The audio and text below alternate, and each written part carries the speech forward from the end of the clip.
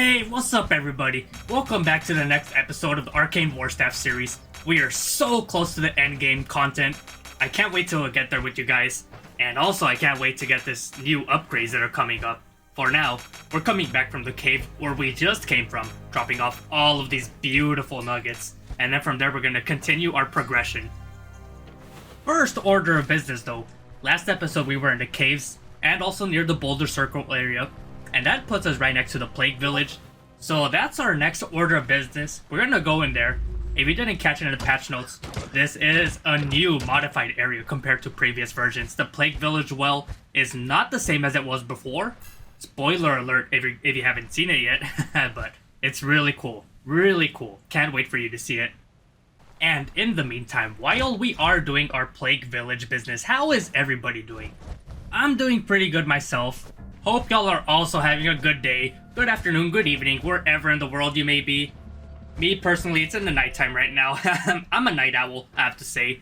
I'm usually hanging out in the nighttime, doing my edits. That's just a consequence of me working all these years of night shift. I always work graveyard shift jobs, and that as a result, I'm just a permanent night owl. I'm always awake in the night nowadays, and yeah, that's something I can't really get rid of. It's like, my body's so used to it. But back to the game at hand, we're pretty cracked out right now. Our staves tree, it's pretty close to full. We already have our Peacemaker, which is our crowning ability of the staves tree. And after that, I don't really have that much to level, honestly. You know, with my build plans, I usually have like a theoretical level 30 ideal leveling plan, but in the end, I don't even get there most of the time, honestly. Cause more often than not, I will end my runs before even level 30, as I do in this one, because I usually like to challenge the tier 5 sooner than normal, and once I know that I can beat the tier 5s with a build as powerful as this one, for example, the playthrough is dead to me pretty much. But that's just me personally. I know some other people, they love playing the game out to its fullest potential. They'll have their level 30 characters, send them out in the world, grinding dungeons, looting all those beautiful uniques. And that's cool stuff. It's just not for me though. I like to end my playthroughs fast, start some new things, because I always love crafting new builds. It's one of the funnest parts of the game for me. That's funny. Apart from actually playing the game.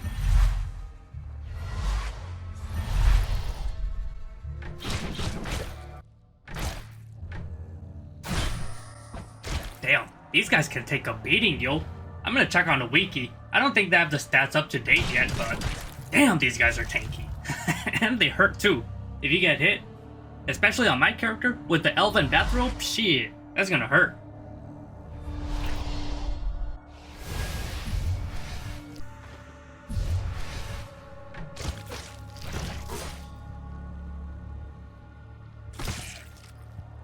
Oof, those torso hits, damn. Yeah, I don't think I use this elven bathrobe for very long after this. At this power level, it's just not cutting it anymore. It would be better for a pure dodge focused build, but for me it's starting to be a detriment here. Because I almost died here, actually. Maybe I should have used my Gwynno here, but I didn't. We're still alive though, that's what matters. Yeah, the smartest way to deal with these guys, the hunters, you gotta hide around the corners. This one's not a particularly good corner though. You gotta find the ones that give you fog of war, obscure, whatever the word is, man. The walls that hide you, that's what you need. This one right here doesn't hide you well, so this hunter being up here, that means I either bring him all the way back, or I charge at him. I choose to charge at him, but if I was smart, I would have just pulled him back into an area where I could cheese him using the fog of war.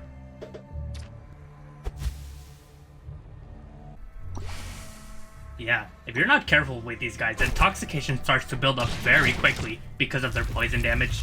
One time I was fighting the new mini boss with a melee character. I forgot what kind of melee it was, but I was surrounded basically by rock eaters, and they were hitting me so many times my intoxication skyrocketed into danger levels very fast. So you probably want high immunity whenever you're fighting the new mini boss, plus a bunch of antitoxins for the after effects. You know, when you're done with the fight and you gotta treat yourself.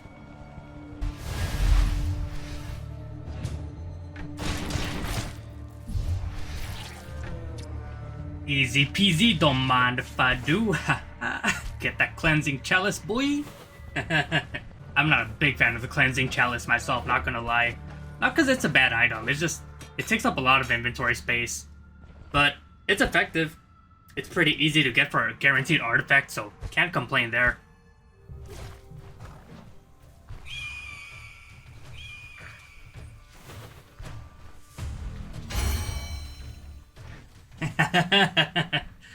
That's so funny when that happens. I don't know. So I don't know why that happens, but sometimes you get experience from things that die off screen. I'll take it, man. But let's see when I level up here.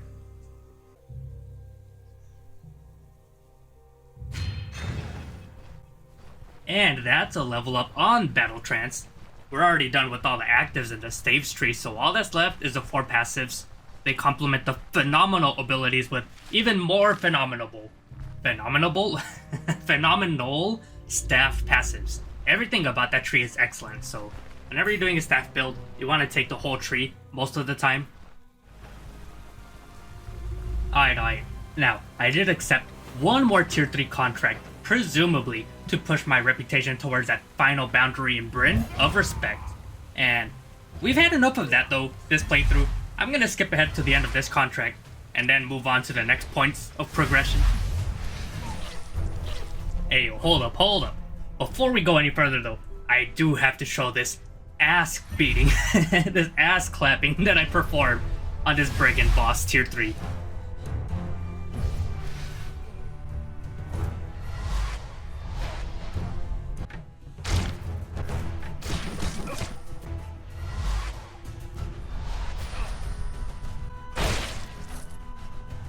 You know, what I really did enjoy about this build, the ability to use both the melee aspects and the magic aspects effectively at the same time.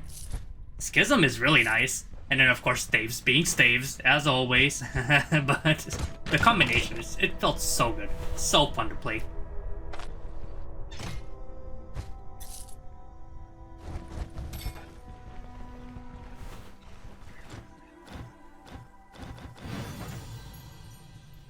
Wow, not even 5,000 yet. I mean, Dembry's at respect already at least, but we're still trying to get that Brynn to respect 300 more points, so that's another contract because of the old favors benefit. In any case, we come back to Brynn because we are here looking for that final crowning piece of the build, which I teased in the last episode, but we're looking for that, and let me tell you, once we get it, it's a game changer, dude. Literally elevating me to tier 5 capabilities just from this one purchase. Checking the pawn shop though, because I am at Amity reputation in Brynn, we are able to find tier 5 equipment pieces from him, and here we find the soldier gloves. Obvious pickup. It's a really good pair of gloves for most builds in general. Highly recommend it. And then we go to the Rotten Willow fence guy, and we find this beauty! The Grand Visored Bassinet. This one is so good for characters that are leveling up perception, because it makes up for the accuracy penalties. So good for protection too. I mean, the other one that's a close second for me, the Griffin Sallet. That one is also really good, because it gives you control resistance, but this one, excellent also for protection. Sheer protection. Now, those were all great and dandy finds, mind you, but you will not believe what we find here in this guy. The Geomancer Staff with a crit chance enchantment. That's crazy! Man, I have to say, I was blessed in this run with the pawn shops. I got the tier 5 headpiece and the tier 5 soldier gloves without even needing respect in Brynn. That is just blessings on blessings. Praise the host for that. And then we get this too, the crit chance Geomancer Stave. Now, it says Geomancer, right? You might think it's made specifically just for Geomancy, but no.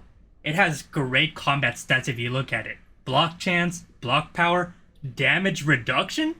This thing was made for battle mages. And for that reason, I pick it up. No brainer. Now, I was low on funds because of those other tier 5 pieces that I found, but nothing a little trading won't remedy.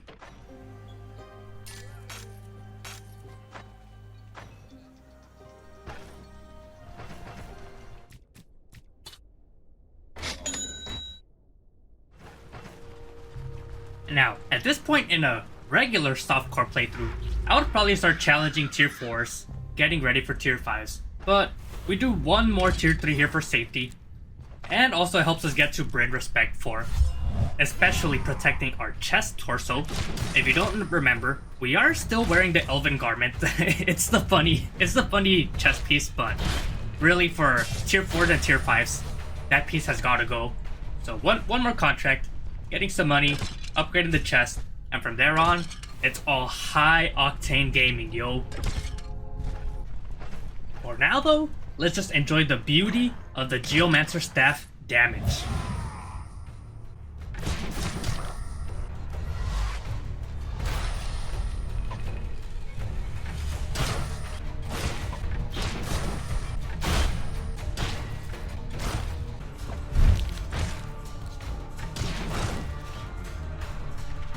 Oh yeah, that was so epic, dude.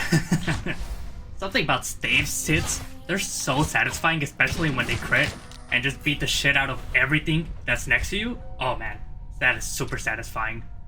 Huh, those are cool bracers right there too. I wish I found those before I had these soldier gloves, but cool find at least. On a side note, don't I just look absolutely goofy with this helmet and the bathrobe? It's like I have the biggest head in the game, and at the same time I have this casual skimpy little bathrobe protecting my body. It's such a contrast. Not gonna lie though, it kind of makes it look like I have a frog head. It's kind of like those frog medieval helmets. I don't know if I can find a picture of that to put on screen, but that's basically what I'm looking like right now. Big ass frog head.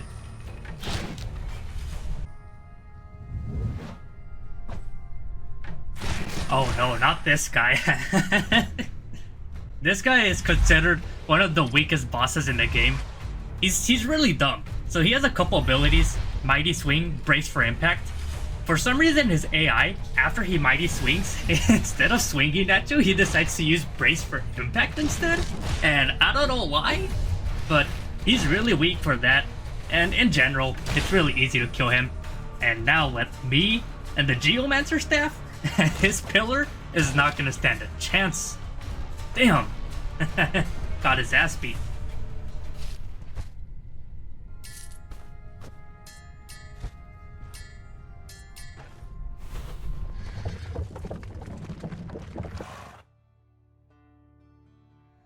Alright, so believe it or not, this right here is in fact the last contract of this game. And from here on out, we do a few more side missions and then endgame content, tier 5. Just like that. That's the thing with Leosthenes, man. With every point that he puts, he gets more experience gain with the passive. It goes into his weaponry now, so all those staves points, those are giving me extra experience gains. All the magic points, those are giving me extra experience gains, and Leosthenes starts to level up fast the later you go into the game. Not as fast as Arna though, she levels up fast from the get-go, but Leosthenes is good at that also.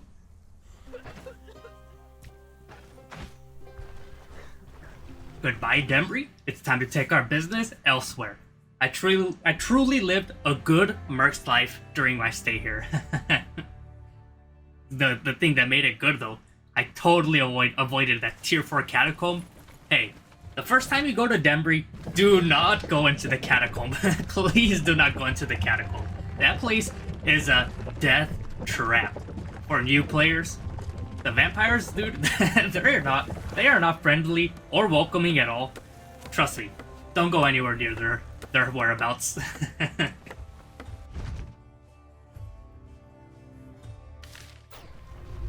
Now, the reason I'm coming out here to Ralph and Sons Inn, well, first of all, I'm starving. I could use a good plate of grub, you know? Merc's gotta treat himself every now and then to some good food. Give me that pot roast. But, the real reason I'm out here, there's some caves nearby. If you didn't hear the word from the grapevine, the loot in the caves is cracked in Beasts and Sages, so if you needed a good reason to check out the new caves, there you have it. Good loot. You can find a lot of uniques there, tier 4, tier 5 uniques, plus just high tier equipment in general that matches the dungeon, the cave level, and even exceeds it, just like in regular boss loot chests. So check out the caves, man. They have really good things.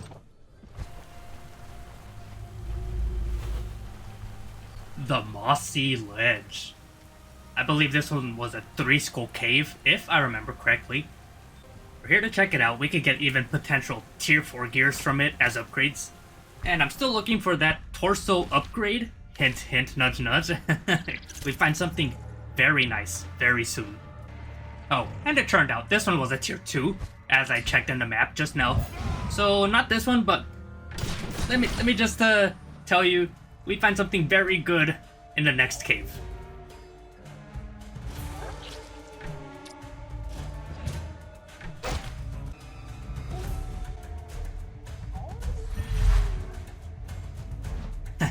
Usually at this point is when I do a montage of me beating the shit out of the enemies, but oh my god, they don't stop howling, man. I hope the devs fix that soon, cause this is like the drummer patch all over again. When the drummer came out, and his animation just took forever. It still is kind of slow and annoying, but I think it was worse. And I'm talking about when they reworked the bandits, by the way, with the drummer character enemy.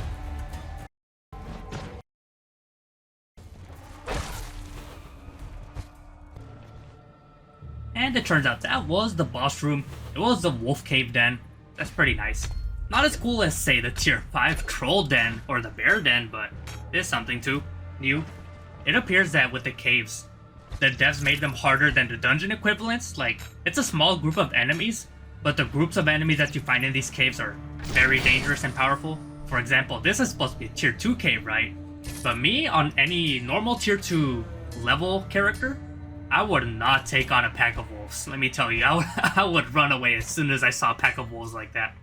But it seems that's the dev's intention, because the caves at each skull level seem to be difficult compared to the dungeon of the equivalent level, for example. And it seems intentional. Be aware, there are risks coming into these caves, but the reward, well worth it.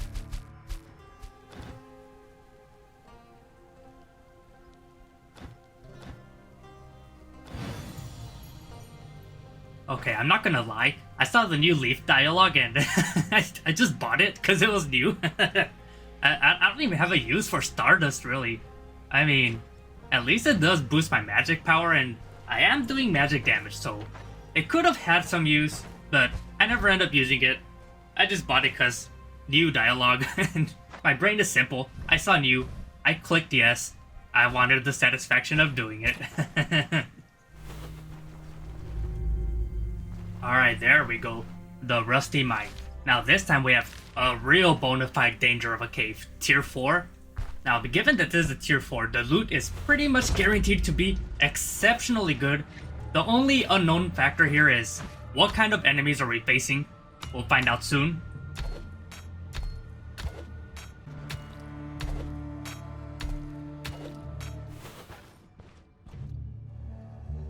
Ah, so it's a Rock Eater cave now. Being that this is a tier 4, we're gonna see more of the Soldier variants. Those are the tier 4 high danger Rock Eaters, by the way. They are organized in tiers. So in like tier 2 Rock Eater caves, for example, you're gonna be seeing more of the workers. In tier 3s, you're gonna be seeing more of the hunters. And tier 4s, you're gonna be seeing more of the soldiers. Even if that's not the case yet, we haven't found any soldiers yet, fortunately. But even if we did, our character is beyond powerful, more than capable of killing them.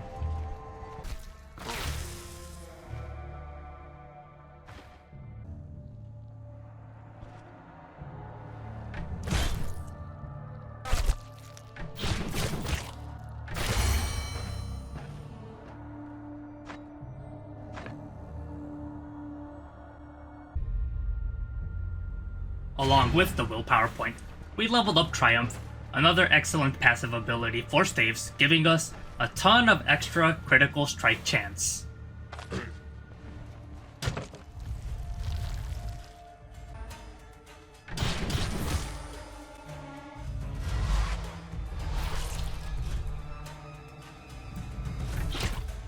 You know, if it wasn't for all this extra magic damage I'm doing, I would be barely denting these guys' freaking armor.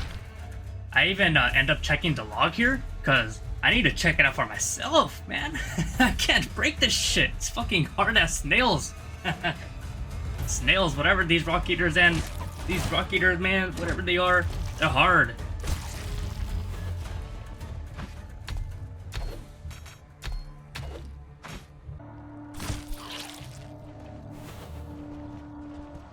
Oh my god, we're going mining today, boys? Those are the good kinds too. This is a tier 4 cave, so instead of the usual shitty copper and silver nuggets, we're getting gold today, baby. Give me that money.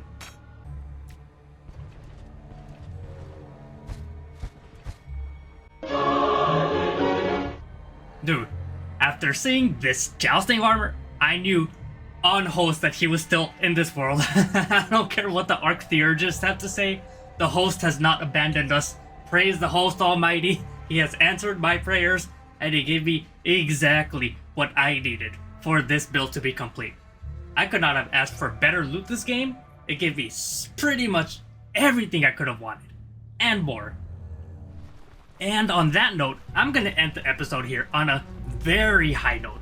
We are so far ahead from where we were at the start of this episode. We went from Bathrobe to Jousting, Armor, Grand Bassinet, Geomancer Staff. Oh my god. We were so blessed this run. Praise host for that. Thanks everybody so much for watching. I'm gonna see you guys in the next episode. Might be the last one, because we're getting to the end game content, so see y'all later. Peace.